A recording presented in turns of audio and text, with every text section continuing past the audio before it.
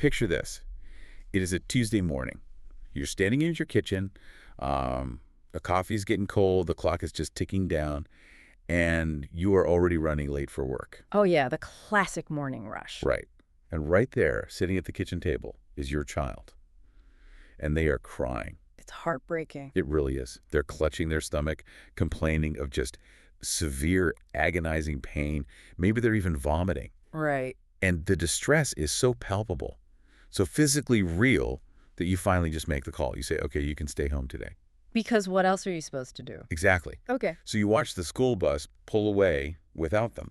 But then, literally an hour later, they are completely fine. Suddenly, miraculously cured. Yes, the color is back in their cheeks, the stomach ache is totally gone, and they're just sitting on the couch playing a video game. Which is incredibly frustrating for a parent. If you're listening to this and you've witnessed this exact dynamic, you probably felt a massive wave of relief that they aren't actually sick. But that's immediately followed by a deep, frustrating suspicion that you just got played. Right. That whiplash between sheer panic and total normalcy is, well, it's one of the most confusing dynamics a parent or a teacher can really experience. I mean, it looks like manipulation, right? On the surface, absolutely. It looks exactly like manipulation. It looks like willful, calculated defiance. But the physiological reality of what is actually happening in that kitchen is entirely different. Which is exactly why you sent us this incredible stack of clinical notes. We're looking at excerpts outlining the MentalSpace protocol for school refusal anxiety today. Yeah, it's a really fascinating set of documents. So our mission for this deep dive is to take your sources and completely deconstruct this whole morning ritual.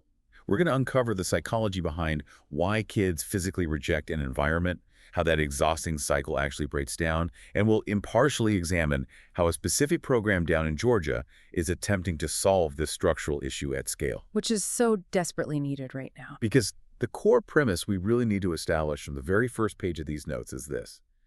School refusal isn't a child being defiant.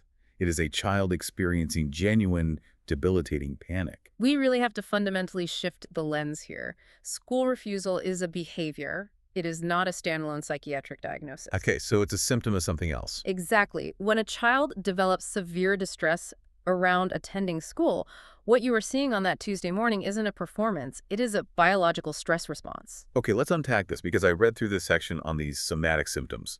You know, the stomach aches, the racing heart, the nausea. Physical manifestations, yeah. Right, and I kept thinking of it like a smoke detector in a house.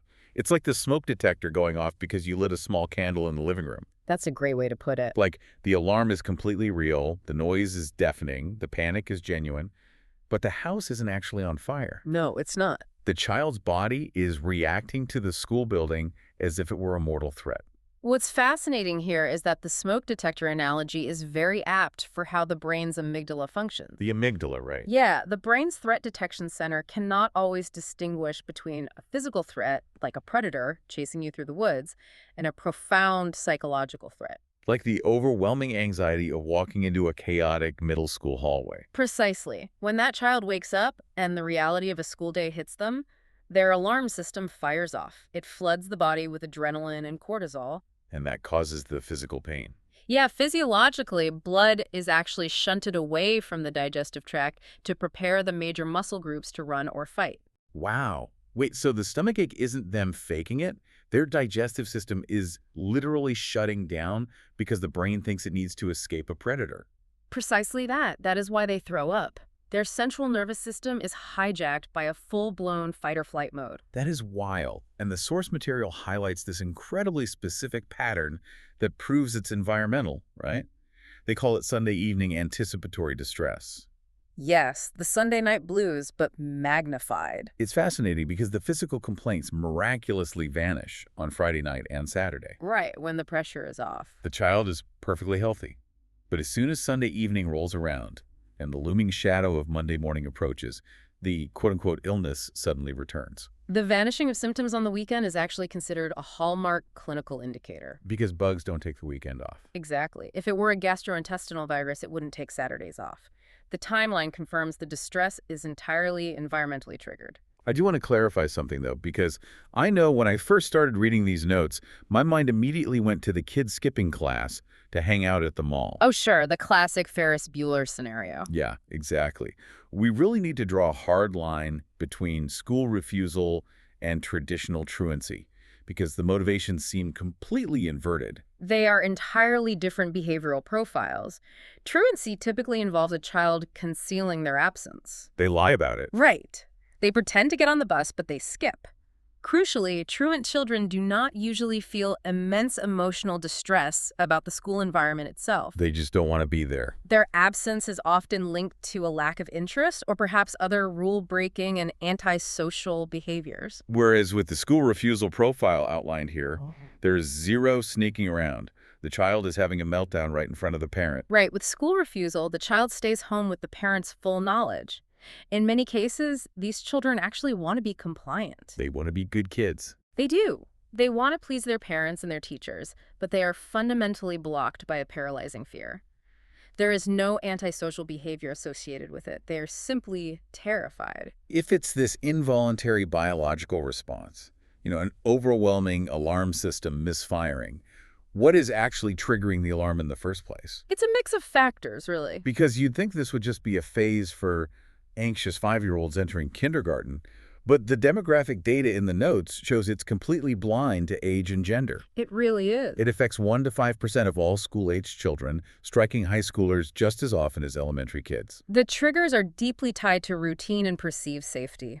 The data points out that this behavior heavily peaks at major school transitions. The changing schools. Right. We are talking about the initial entry into kindergarten, the often difficult jump to middle school, and the transition into the high-pressure environment of high school. That makes sense. But even more telling, it very often begins after a break. Oh, right. The notes mention long weekends, returning from summer vacation, or even just coming back after a few days at home, recovering from a normal illness, like the flu. Think about the contrast those periods create. Okay. A week home with the flu resets the child's baseline to the ultimate safety and comfort of their own bedroom with a parent caring for them. Right. They get used to that safe bubble. Exactly. When it is time to transition back to the high-demand, sensory-rich, high-stress environment of a classroom, the contrast is incredibly jarring. It's like jumping into an ice bath.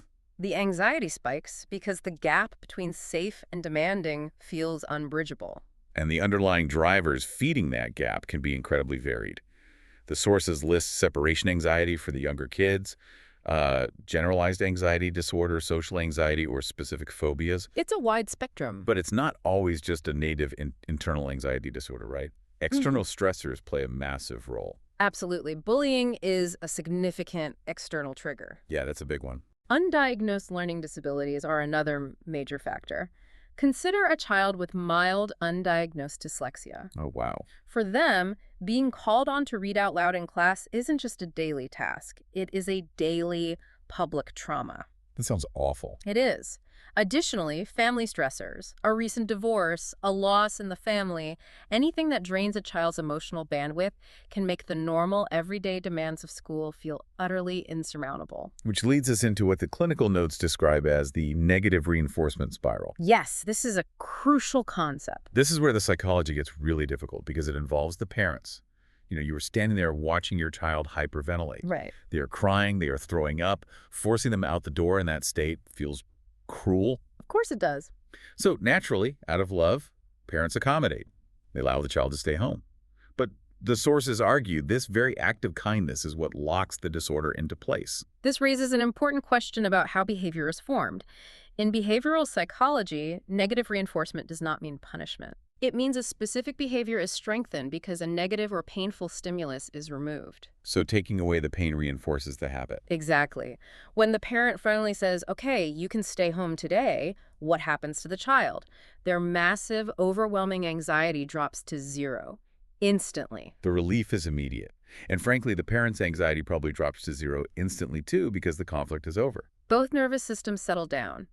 But in that moment of profound relief, the child's brain learns a very quick, very powerful, and very flawed lesson. Which is? The school building is extremely dangerous, and staying home is the only way to survive. Wow. Because that lesson is chemically reinforced by the sudden drop in stress hormones, the brain ensures that the next morning it deploys an even stronger panic response to guarantee the child stays home again. It's a self-fulfilling prophecy. The avoidance is perfectly reinforced. But on the flip side, the notes are very clear that punitive responses, yelling, grounding them, physically dragging them to the car, that also worsens the cycle. Because if the core issue is an overflowing amygdala, adding shouting and conflict simply pours more trauma and fear onto an already overloaded nervous system. Wait, if stepping in to soothe the child chemically reinforces the panic and punishing them adds trauma that makes the anxiety worse, aren't parents just completely trapped? It certainly feels that way. I mean, what happens if a parent realizes this is a no-win scenario and just decides to wait it out? We all have phases where we don't want to go to work. Maybe the kid just needs time to grow out of it. The clinical notes provide a very stark warning against waiting it out. Really? Yes. The threshold for when this transitions from a tough phase into a clinical crisis requiring intervention is specifically defined as 2 weeks. 14 days. 14 days of school avoidance, accompanied by the weekend symptom resolution and intense morning distress, is the absolute flashing red light. Here's where it gets really interesting.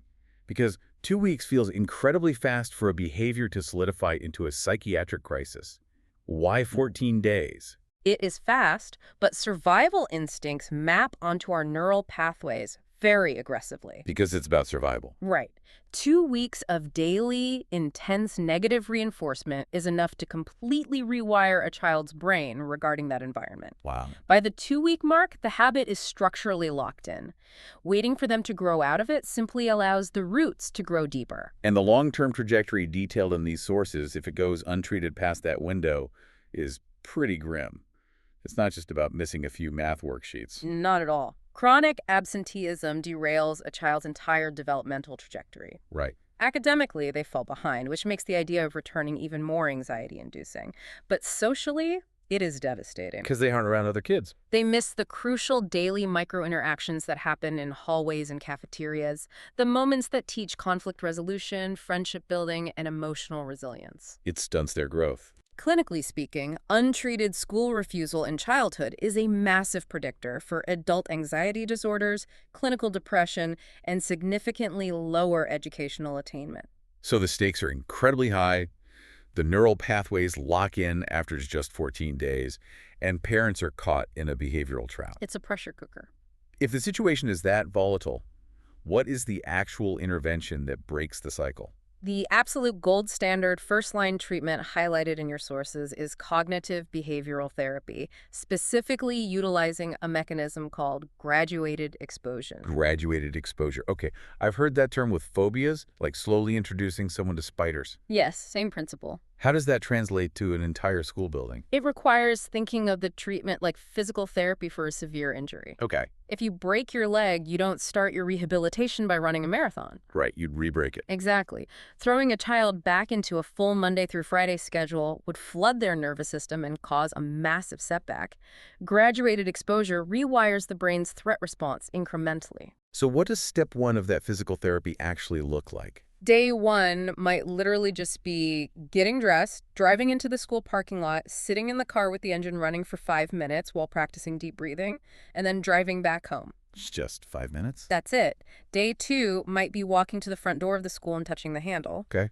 Day 3, sitting in the school counselor's office for 15 minutes before leaving. Step by step, you are empirically proving to the amygdala that the environment does not result in a catastrophic outcome. Wait, let me push back on this, because I am putting myself in the shoes of a working parent reading this. Oh, the logistics are daunting. Yeah. Driving a child to the school parking lot at 9 in the morning for 5 minutes, and then driving them home and doing that incrementally over days or weeks. Most parents have full-time jobs. Right. How on earth does a normal family actually execute that kind of microschedule without getting fired? That is the exact friction point where most treatments fail. I can see why. And it is why the clinical notes stress that therapy cannot happen in a vacuum. It requires total logistical team alignment between the therapist, the family, and the school administration. So the school has to be involved. The school has to be an active participant in the graduated exposure. Because if the kid bravely makes it to the building for their 10-minute exposure, but, a vice principal gives them detention for being late, The entire psychological house of cards collapses. Exactly. The reentry plans usually involve highly specific academic accommodations, so the child isn't overwhelmed by a mountain of missing homework the second they walk in. That makes sense. But more importantly, it involves clear protocols for the school nurse, who often acts as the frontline proxy. The notes mention the nurse specifically. Why is their role so vital? Because when the child is back in the building and the physical stomachache hits, their first instinct is to flee to the nurse to get sent home. Which would restart the negative reinforcement spiral. Exactly. The therapist coordinates with the nurse so that instead of sending the child home, the protocol is highly structured. Like what?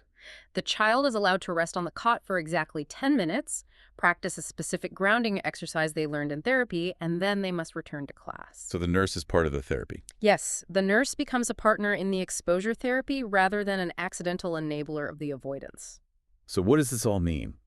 When that highly orchestrated plan is executed correctly, the source material notes that the return to a normal school schedule takes about 2 to 8 weeks. It's a process. But reading through all these requirements, getting a therapist, a school administration, a school nurse, and a working family, all on the exact same page, communicating daily, that sounds incredibly difficult to coordinate in the real world. It is notoriously difficult. Finding a pediatric behavioral specialist who takes your insurance, waiting months for an appointment, and then hoping they have the bandwidth to email your child's vice principal every day, well, that lack of access is why so many kids slip through the cracks. Which perfectly transitions us to the final section of your notes. We've talked about the theory, the psychology, and the ideal clinical playbook. Right. Now, we are going to look at the case study you provided, the MentalSpace protocol operating in Georgia. Yes. Let's look at their approach. And I want to be clear for everyone listening, we are impartially examining the claims and data presented in these specific source documents to understand how they were attempting to solve this logistical nightmare. If we connect this to the bigger picture, according to the provided material, MentalSpace School is attempting to systematically eliminate the friction of access that prevents graduated exposure from working at scale. By doing what exactly? They provide K-12 mental health support specifically integrated into Georgia schools.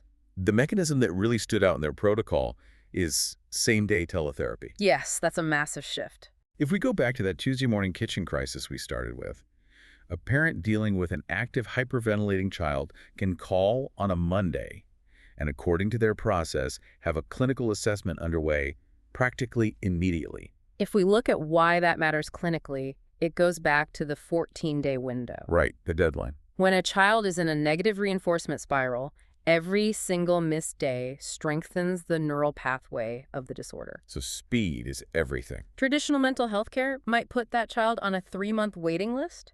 By offering same-day teletherapy access, the protocol claims to intercept the cycle before it structurally locks in.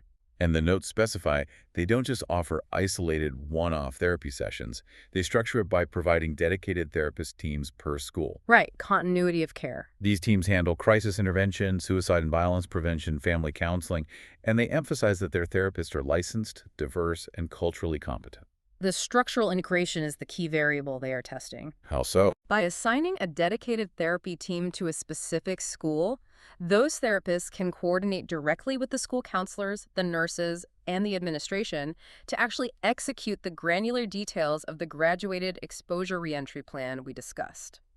The outcome statistics they claim in these documents are certainly eye-catching. They are very strong. According to their internal tracking, the protocol reports an 89% improved attendance rate among participants. They also cite a 92% reduction in anxiety symptoms and an 85% family satisfaction rate. Those statistics, according to the authors of the protocol, are a direct result of building a functional bridge between the clinic and the classroom, rather than leaving the parent to coordinate between the two. But the other massive barrier they've addressed, and arguably the biggest hurdle for any family, is the financial friction. Oh, absolutely. The source material highlights that they accept almost every major commercial insurance provider alongside Medicaid. The mechanism here is vital to understand. If parents are facing a massive out-of-pocket copay or an out-of-network therapist, they naturally hesitate. Of course they do. They wait an extra week or two to see if the child will just get over it. By removing the financial hesitation, specifically noting a $0 copay for families on Medicaid, they are removing the delay in care. They also handle a lot of the bureaucratic weight for the schools themselves. Which schools appreciate. The notes briefly mention they are fully HIPAA and FERPA compliant to protect student privacy, and they provide something called HB 268 compliance support for school administrators in Georgia. Yes, HB 268 refers to specific state legislative mandates in Georgia regarding school interventions and protocols, which have an upcoming July 2026 deadline. Okay, so a legal requirement. Right. By integrating that compliance into their service, they are essentially taking a complex legal and administrative headache off the local school administration's plate, making the school more willing to partner with the clinical team. If you are listening and you are in Georgia, or, a parent, a teacher, or a school administrator in Georgia who is navigating this exact crisis, the contact details provided in the source material for this specific program are mentalspaceschool.com, or they can be reached via email at mentalspaceschool@teachusttherapy.com. The protocol presented in your notes offers a very detailed blueprint for addressing pediatric mental health. It really does. It shifts the paradigm away from behavioral punishment and toward immediate, highly structured, deeply coordinated clinical support. All right, let's bring all of these concepts together. Based on the stack of research you sent us, here's the bottom line. Let's hear it. School refusal is an involuntary biological panic response, not a calculated discipline problem. The child's amygdala is misfiring. Exactly. Accommodating that panic by letting the child stay home removes the immediate stress, but functionally feeds the negative reinforcement cycle, making the anxiety much stronger the very next day. It traps them. And waiting it out past the 2-week mark risks locking the behavior in permanently. That's the danger zone. The primary evidence-based way out is a highly structured, team-based cognitive behavioral therapy approach using graduated exposure. Physical therapy for the brain. Right. And according to the case study of the MentalSpace program in Georgia, removing the logistical and financial barriers to that coordinated care is the critical factor in getting a child back into the classroom. That covers the core findings perfectly. If you need to reference those resources from the notes, again, that was mentalspaceschool.com or mentalspaceschool@cheattherapy.com. It's good to have those options available. But before we wrap up today's deep dive, I want to leave you with one final thought to mull over. We spent this entire time talking about children. We have. We've analyzed how a child's body can physically manifest intense stomach aches, nausea, and racing heartbeats simply to avoid an environment that overwhelms them. A completely biological response. But think about your own life for a second. Think about your colleagues. Oh, this is an interesting pivot. How much of what we neatly label as adult burnout, or those mysterious, unexplainable physical symptoms, the sudden migraines, the digestive issues we consistently get on a Sunday night before a toxic Monday morning meeting. The adult Sunday scaries. Right. How much of that is just the exact same unlearned anxiety response we carried over from childhood? Wow. When the alarm bells are ringing in our own bodies, are we still just trying to miss the bus? That is a profound question. Something to think about. Until next time.